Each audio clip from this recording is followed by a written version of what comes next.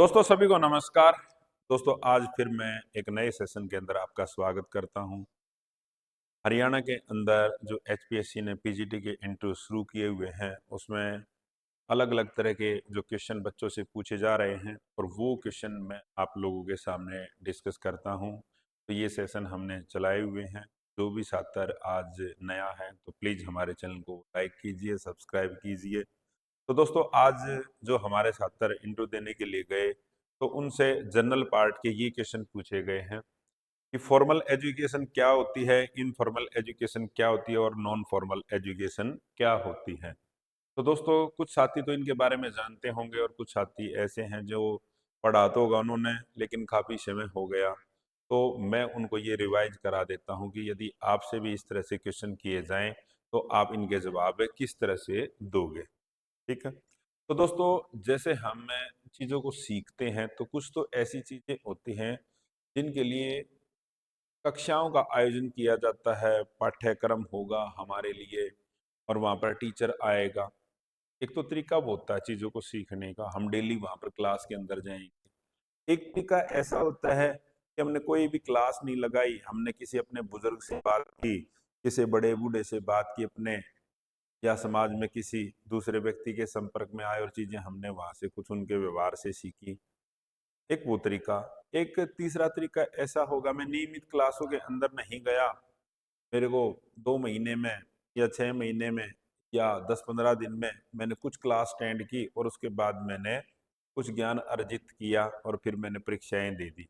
तो इस तरह से दोस्तों ये 3 तरीके हैं जो जिनको हमने नाम दिया है फॉर्मल एजुकेशन, इनफॉर्मल एजुकेशन और नॉन फॉर्मल एजुकेशन। आज मैं इन्हीं के बारे में डिस्कस करूंगा। तो सबसे पहले दोस्तों हम बात करते हैं कि फॉर्मल एजुकेशन क्या है। ये बड़ा, आप लोग सबसे ज्यादा जो लोग जो जिंदगी का पार्ट रहता है, आप जहाँ से शुरुआत करते हो वो हमारी फॉर्मल एजुकेशन होती है।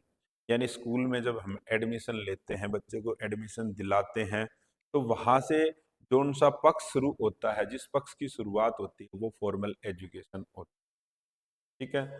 तो इसको हम इस तरह से कह सकते हैं कि एक ऐसी शिक्षा प्रणाली जो संगठित, संरचित और व्यवस्थित होती है। इसमें शिक्षण और सीखने की प्रक्रिया को निर्धारित पाठ्यक्रम और नियमों के तहत एक संस्था, स्कूल, कॉलेज, विश्वविद्यालय में आयोजित किया जाता है। तो दोस्तों मैं इसको एक जनरल भाषा के अंदर ये बता सकता हूँ कि भाई आप स्कूल जाते हो, जब स्कूल में जाओगे तो वहां पर स्कूल की बिल्डिंग होगी, वहां पर एक उसके लिए आपको क्या पढ़ाना है उसके लिए एक पाठ्यक्रम होगा, कौन सा टीचर आएगा, वो क्या पढ़ाएगा, कितनी देर के लिए पढ़ाएगा। उसके बाद आपका जो पाठ्यक्रम है वो खत्म होने के बाद आपकी परीक्षाएं होंगी, आपका मूल्यांकन होगा और उसके बाद फिर आपको सर्टिफिकेट मिलता है। आप इस परीक्षा में पास हुए, फेल हुए, कितना ग्रेड आया, एक्स वाई जेड जो भी आपका मूल्यांकन करने के बाद आपको दिया जाता है। तो ये जो सारा तरीका है दोस्तों, इसको हम काउंट करेंगे, इसको फॉर्मल एजुकेशन में काउंट किया जाता है। इसके लिए सबसे पहले प्लानिंग होगी, उसके बाद ये एजुकेशन आपको कहाँ दी जाएगी, इसके लिए कौन आपको एजुकेशन देगा, किन संसाधनों का हम यूज करेंगे। तो ये सारी चीजें कहलाएगी फॉर्मल एजुकेशन। इसका मोटा है एग्जाम्पल ये है कि आपने जो स्कूल कॉलेज में रेगुलर जाके जो पढ़ाई की है ना, ये फॉर्मल एजुकेशन है। जो अध्यापकों ने आपको वहाँ पे आके पीरियड लगाए, आपको पढ़ाया, ये सारा फॉर्मल एजुकेशन है। ठीक है।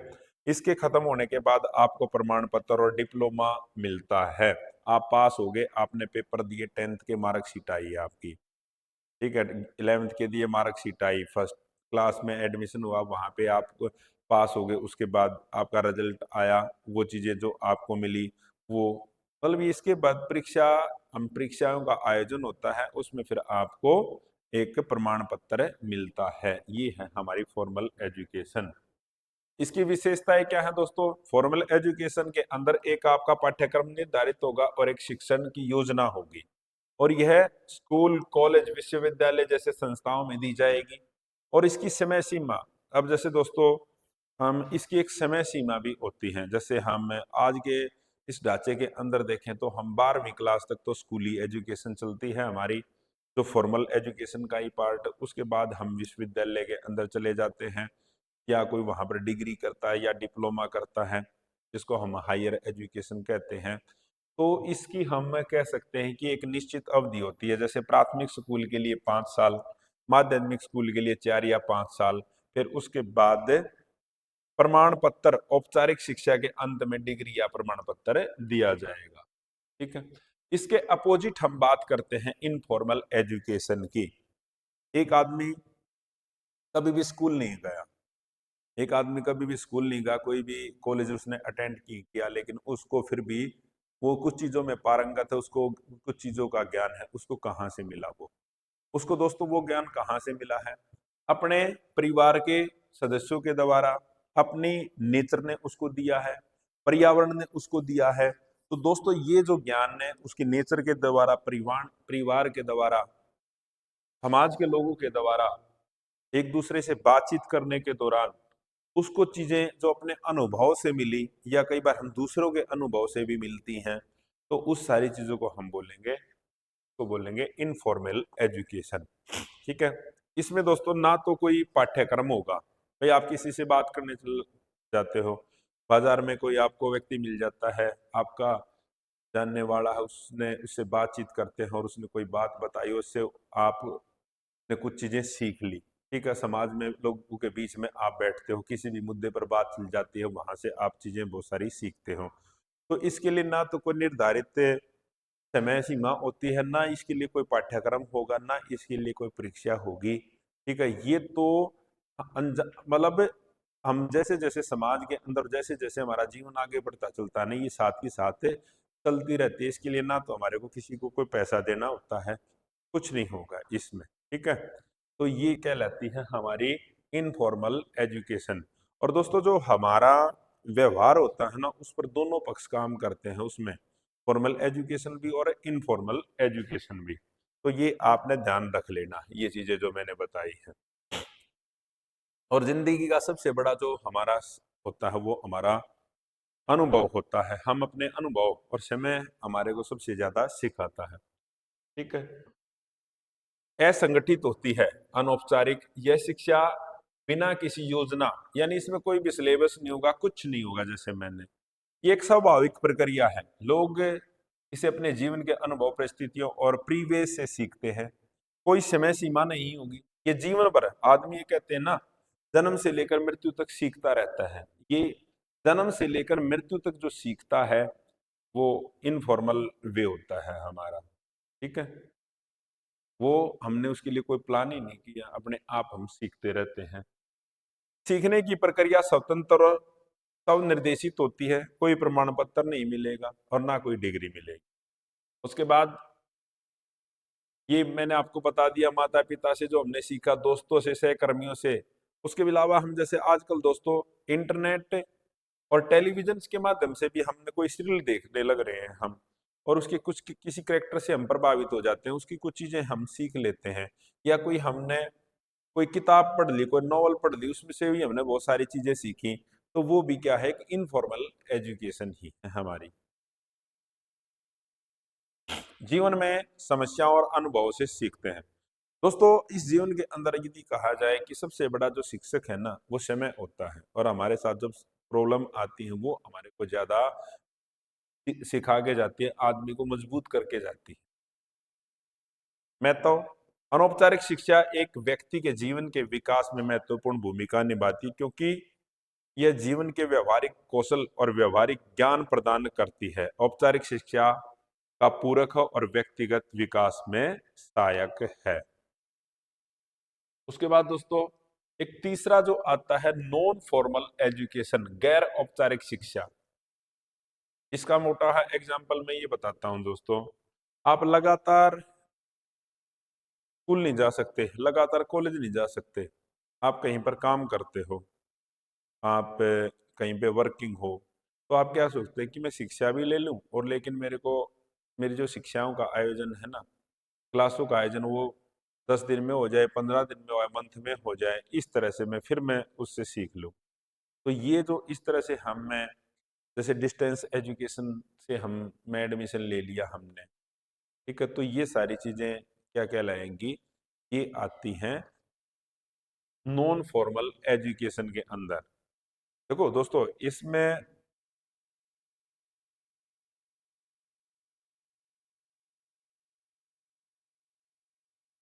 अब आप यहाँ पे देख लेना, एक तो लचीलापन, इसमें समय, स्थान और विधियों की कोई पाबंदी नहीं होगी। उद्देश्यपूर्ण, यह खास कौशल, जानकारी या जरूरतों को पूरा करने के लिए डिजाइन की जाती हैं। सभी के लिए उपलब्ध है, बच्चों, वयस्कों और बुजुर्ग समेत सभी के लिए खुली होती हैं। प्रायोगिक और व्यवहारिक शिक्षा, शिक्षा का जोर व्यवहारिक ज्ञान और कौशल पर भी होता है। कम औपचारिक संरचना, इसमें डिग्री या सर्टिफिकेट की आवश्यकता नहीं होती। उसके बाद आप ये देखना, गैर औपचारिक शिक्षा के उदाहरण, जैसे अब दोस्तों इसमें मैं आप को ये भी कहूंगा कि कहीं पर तो हमारे को डिग्री भी मिल जाती है कई बार, जैसे इसमें हमारे को एक प्रमाण पत्र भी दे दिया जाता है। और कहीं कहीं पर इसमें कुछ जो सिलेबस निर्धारित होता है ना, वो भी इसका हिस्सा होता है। ठीक है। अब जैसे यहाँ पर कुछ कार्यक्रम दिए गए, साक्षरता कार्यक्रम, एडल्ट लिटरेसी रेस, लिटरेसी जो प्रोग्राम है, यानी आपने जो व्यक्ति अपने जीवन में साक्षर नहीं हो पाए और 18 साल से ऊपर है, उनके लिए आपने उनको साक्षर करने के लिए कार्यक्रम चलाया, वो भी इसी का हिस्सा है। वृक्षारोपण, स्वास्थ्य और स्वच्छता का प्रशिक्षण दिया आपने। तकनीक और व्यवसायिक प्रशिक्षण दिया है। स्वयं सहायता समूह की कार्यशालाएं हैं, ऑनलाइन पाठ्यक्रम हैं और वेबिनार हैं। तो दोस्तों ये इसके महत्वपूर्ण बिंदु हैं।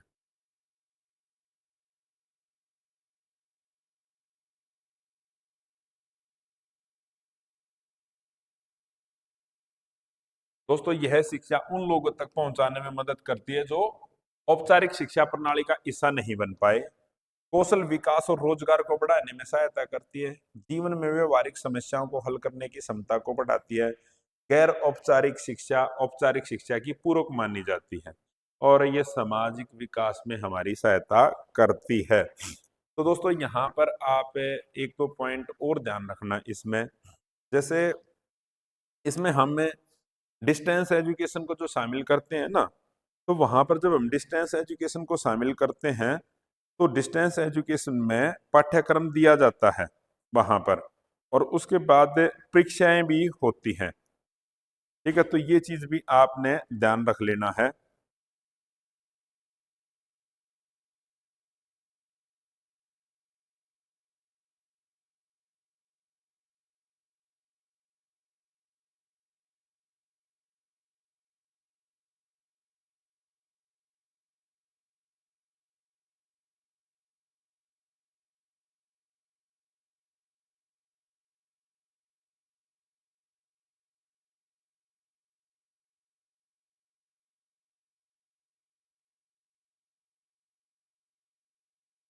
जैसे हमारी कुछ जैसे इग्नू है, ओपन विश्वविद्यालय खोले गए, ओपन स्कूल शिक्षा है, ये सारे इसका एग्जाम्पल है।